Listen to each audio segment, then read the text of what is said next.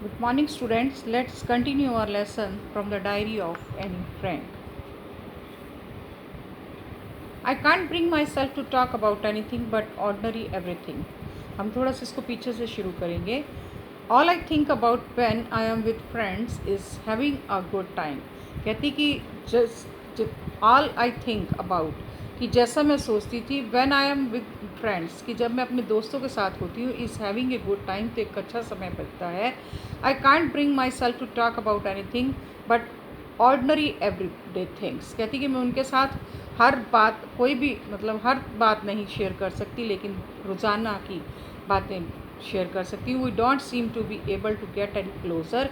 हम इतने एक दूसरे के नज़दीक नहीं लगते थे एंड दैट्स द प्रॉब्लम. और यही कारण था. Maybe it's my fault. हो सकता है कि ये मेरी गलती हो that we don't confined in each other कि हमें एक दूसरे पर विश्वास नहीं था. इन एनी केस दूसरी तरफ that's just how things are and unfortunately there are not liable to change. और कहती कि दूसरी तरफ अगर देखा जाए तो जैसी भी स्थिति थी मैं अब अपने आप को बदल नहीं सकती थी. This is why I have started the diary. यही कारण था कि मैं डायरी लिखनी शुरू की. To enhance the image of this long awaited friend in my imagination. मेरी कल्पना में अपने इस बहुत लंबे इंतज़ार करने वाले दोस्त की कि जिसका मैं बहुत इंतज़ार कर रही थी उसका सम्मान बढ़ने के लिए. I don't want to jot down the fact in this diary the way most people would do. कहती कि मैं इस डायरी में उबड़ खाबड़ नहीं लिखना चाहती थी जैसे कि लोग अक्सर करते हैं. But I want the diary to be my friend. लेकिन मैं चाहती थी ये डायरी मेरी दोस्त बने. And I am going to call this friend Kitty. और मैं इसका नाम रखने जा रही हूँ Kitty. Since no one would understand a word of my stories to kitty.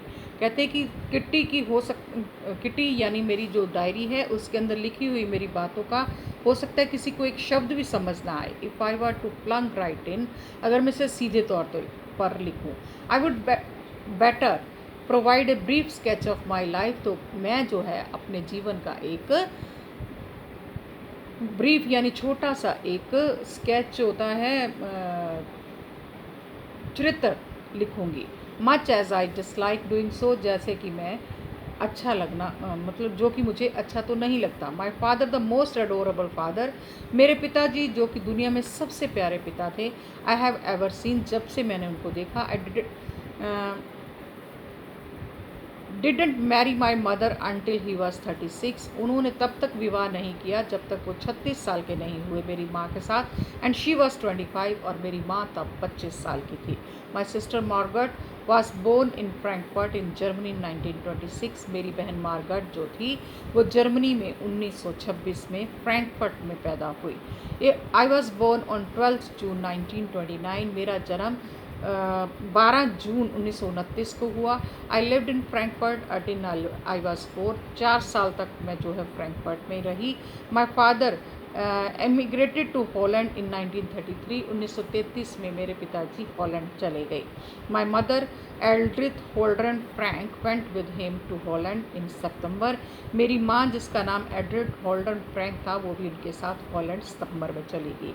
While Margaret got and I were sent to Aachen to stay with our grandmother. जबकि मेरी मार्गरेट को और मुझे मेरी नानी के पास एचन नाम के शहर में भेज दिया गया. Margaret went to Holland in December. Margaret दिसंबर में हॉलैंड चली गई. And I followed in February. और मैं उसके पीछे फरवरी में गई. When I was plunked down on the table as a birthday present for Margaret. और जब मुझे वहाँ ले जाया गया तो ऐसे मेज़ पर रख दिया गया जैसे कि मैं मार्गरेट के लिए एक जन्मदिन का तोहफा हूँ. I started right away at the Montessori nursery school. कहती वहीं पर मैंने मॉन्ट्री नर्सरी स्कूल में पढ़ना शुरू किया. I stayed there until I was 6. यहाँ मैं 6 साल की होने तक पढ़ती रही. At which time I started in the first form. और जब मैंने पहली कक्षा में शुरू की in the 6th form my teacher was Mrs Coopers. तो वहाँ पर मेरी मुख्याध्यापिका मिसिस कूपर्स थी. द हेड मिस्ट्रेस जो कि मुख्याध्यापिका थी. At the end of the year जब साल का अंत हुआ we were both in tears. हम दोनों की आंखों में आंसू थे. As we said a heartbreaking farewell. क्योंकि हमने जो है एक दूसरे को दिल से अलविदा कहा. Thank you.